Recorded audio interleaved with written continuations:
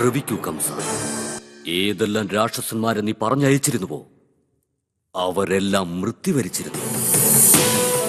നീ അയച്ച രാക്ഷസി പൂതനയും മൃത്യുവരിച്ച് കഴിഞ്ഞിരിക്കുകയാണ്. എന്നിട്ടും നിങ്ങൾക്കൊന്നും മനസ്സിലായില്ലേ?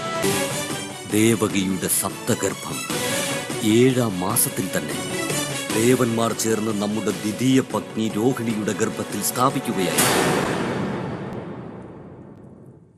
അവന്റെ നാമം സംഘർഷൻ. ബലശാലിയായ പുത്രനായതു കാരണം ബലരാമൻ എന്നും വിളിക്കുന്നു. അവൻ നമ്മുടെ മിത്രം നന്ദഗോപരുടെ പക്കൽ സുരക്ഷിതനായിരിക്കും. നമ്മുടെ അഷ്ടമപുത്രന്റെ നാമമാണ് കൃഷ്ണൻ. കൃഷ്ണൻ, നന്ദനന്ദനൻ കൃഷ്ണൻ. അവൻ കാളീയ സർപ്പത്തെ പരാജയപ്പെടുത്തിയിരിക്കുകയാണ്.